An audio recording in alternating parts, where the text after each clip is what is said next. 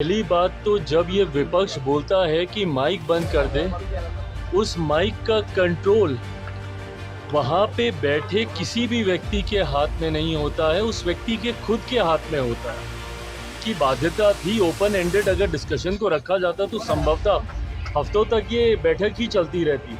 ऐसे में हर मुख्यमंत्री से ये विनम्रता पूर्वक आग्रह किया गया था कि अपनी बातों को संक्षिप्त में एक तय समय सीमा के भीतर रखा जाए। नीति आयोग की बैठक में नीतीश कुमार का ना पहुंचना पटना से लेकर दिल्ली तक अब चर्चा का विषय बना हुआ है। नीति आयोग की बैठक में जिस तरीके से नीतीश कुमार नहीं पहुंचते हैं, उसके बाद से देश की राजनीति में एक नए बड़े उलटफेर के संकेत मिलते हुए नजर आते हैं। लगातार विपक्ष इस बात के दावे कर रहा है कि नीतीश कुमार एक बार फिर से पलटी मारते हुए नजर आएंगे और उनकी नाराजगी अंदर ही अंदर यानी एनडीए के बीच अब देखी जा रही है। नीतीश कुमार जिस तरीके से तमाम मांगों को केंद्र सरकार के समक्ष रख रहे थे, और जाहिर सी बात है कि इस बार की सरकार में नीतीश कुमार की महत्वपूर्ण भूमिका है, चाहे वो राज्य सरकार हो या फिर केंद्र सरकार हो। इसके बावजूद नीतीश कुमार की मांगों को जिस तरीके से खारिज किया गया, अब सूत्रों के हवाले से यूं कहें कि राजनीतिक गलियारों में इस बात पर जोर दिया जा रहा है कि क्या वाकई में एनडीए में अब कहीं ना कहीं हड़कंप मचा हुआ है, क्या एनडीए में सब कुछ ठीक नहीं चल रहा। इस बात की चर्चा पटना से लेकर दिल्ली तक हर राजनीतिक गलियारों में हो रही है कि आखिर नीतीश कुमार इतने दिनों से शांत क्यों नजर आ रहे हैं, आखिर नीतीश कुमार के मन में चल क्या रहा है, आखिर नीतीश कुमार करना क्या चाहते हैं। नीतीश कुमार एक राज्य के मुख्यमंत्री के तौर पर 9 बार शपथ ले चुके हैं और बिहार विधानसभा चुनाव नजदीक है, और ऐसे में नीतीश कुमार क्या फिर से कोई बड़ा उलटफेर करते हुए नजर आएंगे। नीतीश कुमार आखिर क्या करने वाले हैं। बता दें कि जिस तरीके से देखा जाए तो नीति आयोग की बैठक हुई, तमाम जो दल हैं, जो एनडीए के सहयोगी दल है, वो पहुंचते हुए नजर आए, लेकिन विपक्ष की तरफ से ममता बनर्जी भी पहुंची। हालांकि उन्होंने तमाम तरह के आरोप लगाए। उन्होंने कहा कि मेरा माइक बंद कर दिया गया, मुझे बोलने का मौका नहीं दिया गया और मुझे अपनी बात जो है रखने का बिल्कुल भी मौका नहीं दिया गया। हालांकि इस तमाम तरह की कह सकते हैं दलीलों को, तमाम तरह की जो आरोप हैं, उनको कहीं ना कहीं एनडीए की तरफ से लगातार खारिज करने का काम किया जा रहा है। हालांकि बात उस पर भी करेंगे, लेकिन बात जरूरी नीतीश कुमार की है, क्योंकि नीतीश कुमार जिस तरीके से अपने राजनीतिक सफर में बड़े उलटफेर को अंजाम देते हैं और खास तौर पर जब वो शांत नजर आते हैं। नीतीश कुमार का नीति आयोग की बैठक में ना पहुंचना कहीं ना कहीं देश की राजनीति में चर्चा का विषय है, लेकिन कहीं ना कहीं देखा जाए तो जो जेडीयू के प्रवक्ता हैं नीरज कुमार, उन्होंने क्या कहा नीतीश कुमार की अनुपस्थिति पर। आपको बता दें कि केसी त्यागी ने कहा कि यह पहली बार नहीं है जब मुख्यमंत्री नीतीश कुमार जो है आयोग की बैठक में हिस्सा ना ले रहे हो। मुख्यमंत्री पहले भी बैठक में शामिल नहीं हुए थे और बिहार का प्रतिनिधित्व तत्कालीन उप मुख्यमंत्री ने किया था। इस बार भी दोनों उप मुख्यमंत्री बैठक में शामिल हो गए हैं। कुमार ने आगे कहा कि इसके अलावा बिहार से 4 केंद्रीय मंत्री भी आयोग के सदस्य हैं और वे बैठक में मौजूद रहे थे। तो ये कहीं ना कहीं जेडीयू की तरफ से अपना पक्ष रखने की कोशिश है कि जिस तरीके से केसी त्यागी ने खुले तौर पर कहा कि बिहार का प्रतिनिधित्व उप मुख्यमंत्री सम्राट चौधरी और विजय सिन्हा कर रहे थे, लेकिन विजय सिन्हा और सम्राट चौधरी तो भारतीय जनता पार्टी के ही नेता हैं, तो फिर जेडीयू की तरफ से कौन? तो जेडीयू की तरफ से लल्लन सिंह जरूर मौजूद थे, लेकिन कहीं ना कहीं जिस तरीके से देखा जाए तो नीतीश कुमार का ना पहुंचना बिहार की राजनीति में एक बार फिर से बड़े उलटफेर की कहीं ना कहीं इशारे दे रहा है। लेकिन चिराग पासवान ने इस पूरे के पूरे मामले पर क्या कुछ कहा है, जरा सुनिए। बनर्जी बीच बैठक से निकल गई, कह रही थी माइक बंद कर दिया, बोलने का समय नहीं मिलता, क्या कहेंगे आप भी? देखिए, उस बैठक में नीति आयोग की उस बैठक में मैं भी मौजूद था और ये सरासर गलत इल्ज़ाम है कि किसी का माइक वहाँ पे बंद कर दिया। पहली बात तो जब ये विपक्ष बोलता है कि माइक बंद कर दें, उस माइक का कंट्रोल वहाँ पे बैठे किसी भी व्यक्ति के हाथ में नहीं होता है, उस व्यक्ति के खुद के हाथ में होता है। ना लोकसभा में, ना राज्यसभा में, ना ऐसी किसी बैठकों में। ऐसी बैठक में माइक सामने लगा होता है, ऑन ऑफ का स्विच सामने ही होता है। तो ये बात बोलना सरासर झूठ है जब कोई ये बोलता है कि मेरा माइक बंद कर दिया गया। हाँ, हर मुख्यमंत्री को, क्योंकि समय की बाध्यता थी, ओपन एंडेड अगर डिस्कशन को रखा जाता तो संभवतः हफ्तों तक ये बैठक ही चलती रहती।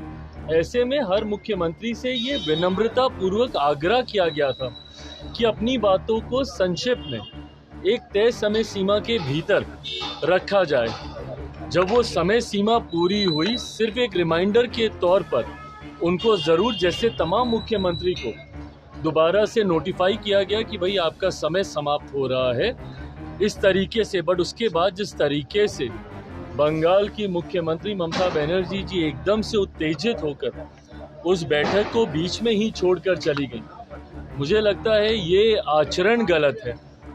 अगर आपको अपनी बात को रखना भी है, कोई नाराजगी भी है। सुना आपने किस तरीके से चिराग पासवान जो है कहीं ना कहीं इन तमाम दावों को खारिज करते हुए नजर आ रहे हैं, और उनका मानना यही है कि नीतीश कुमार का जो स्वास्थ्य है वो सही नहीं चल रहा है, और इसी कारण से नीतीश कुमार जो है वो बैठक में शामिल नहीं हुए। क्या वाकई में नीतीश कुमार की तबीयत सही नहीं है? आपको याद होगा कि लोकसभा चुनाव के दौरान जब नीतीश कुमार को कमल का चिन्ह पकड़ाकर प्रधानमंत्री नरेंद्र मोदी और गृह मंत्री अमित शाह ने घुमाया था, अपनी रैलियों में खुलेआम कमल का चुनाव चिन्ह लेकर नीतीश कुमार घूमते हुए नजर आए थे, उसकी आलोचना लगातार हो रही थी। एक और दौर था जब नीतीश कुमार जो है प्रधानमंत्री नरेंद्र मोदी के पैरों के नीचे झुकते हुए नजर आए थे, यानी पैर छूने की कोशिश की थी। एक और तस्वीर थी जब उन्होंने प्रधानमंत्री नरेंद्र मोदी की हाथ छूने की कोशिश की थी। उसके बाद से नीतीश कुमार पर लगातार सवाल उठ रहे थे कि कहीं ना कहीं नीतीश कुमार एक राज्य के मुख्यमंत्री हैं और बुजुर्ग हैं और बड़े दिग्गज नेता हैं, और ऐसे में प्रधानमंत्री के सामने झुकना ये कहीं ना कहीं कह सकते हैं अपमान जैसा है। ये कहीं ना कहीं जेडीयू आरजेडी की तरफ से पक्ष रखा गया था। हालांकि जेडीयू जो है इन तमाम तरह की मांगों को खारिज करता हुआ नजर आया, लेकिन आपको याद दिलाना चाहेंगे कि जब कमल का चिन्ह नीतीश कुमार लेकर घूम रहे थे उस वक्त उनकी आलोचना हुई, और उसी आलोचना के बाद से देखा गया कि प्रधानमंत्री नरेंद्र मोदी की जो नॉमिनेशन वाली मीटिंग थी वहां पर नीतीश कुमार नहीं पहुंचते। यानी प्रधानमंत्री नरेंद्र मोदी का जो नॉमिनेशन समारोह था उनके साथ तमाम जो सहयोगी दल थे वो पहुंचते हुए नजर आते, तमाम जो कह सकते हैं जो एनडीए के दल हैं वो कहीं ना कहीं उनके समर्थन में गए थे, लेकिन नीतीश कुमार वहां भी नहीं पहुंचे थे। फिर एक बार से कयास लगाए जाने लगे थे कि क्या नीतीश कुमार को वो बात चुभ गई, क्या आखिर सरेआम कहीं ना कहीं कमल का चिन्ह लेकर हमें घुमाया जा रहा है, क्या नीतीश कुमार का जो चुनाव चिन्ह है तीर उसको लेकर के प्रधानमंत्री नरेंद्र मोदी और गृह मंत्री अमित शाह या फिर भारतीय जनता पार्टी का कोई भी नेता घूमेगा, ये कहीं ना कहीं सवाल उठाए जाने लगे थे। बहरहाल देखा जाए तो नीतीश कुमार ने जिस तरीके से मांगे रखी थी कहीं ना कहीं बजट सत्र से पहले कि बिहार में 9 नए हवाई अड्डों का निर्माण, इसके साथ ही मेडिकल कॉलेजेस की स्थापना, बिजली परियोजना, जल परियोजना और कहीं ना कहीं मेट्रो जो लाइन है उसका निर्माण, तो ये तमाम मांगे थी। हालांकि बजट में 26,000 करोड़ जो है बिहार को मुहैया कराया गया है, और इस बात के दावे हो रहे हैं कि बिहार में अब विकास की जो गति है उसमें और तेजी देखने को मिलेगी। हालांकि बिहार विधानसभा चुनाव नजदीक है और ऐसे में माना जा रहा है कि नीतीश कुमार जो है वो कहीं ना कहीं ठोस कदम उठाते हुए नजर आएंगे। एक माजरा आपको याद होगा कि जब नीतीश कुमार जो है कहीं ना कहीं कलेक्टर आईएएस के सामने जो है खुले तौर पर कहते हैं कहिए तो हम आपका हाथ जोड़ लेते हैं, पैर पकड़ लेते हैं, लेकिन आप जो काम है, जो बचा हुआ काम है उसको पूरा करवाइए। तो नीतीश कुमार जो है कहीं ना कहीं सियासी दाव पेंच खेलते हुए नजर आ रहे हैं, और परिस्थितियां जो हैं वो काफी हद तक तस्वीरें बयां कर रही हैं। आपने देखा होगा कि हाल ही में बिहार की राजनीति में जिस तरीके से चिराग पासवान और नीतीश कुमार की नजदीकियां जो है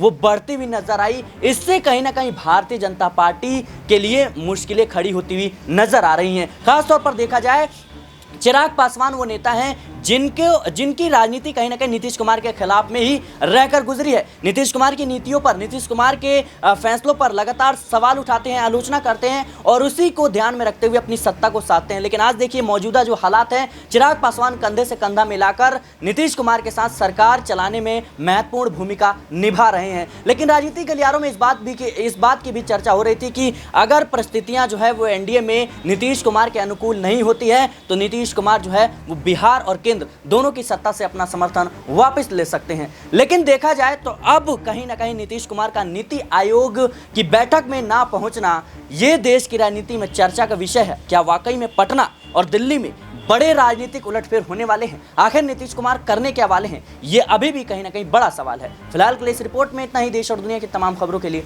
बने रहना एक्सटेंडेड पॉलिटिकल बाइट के साथ।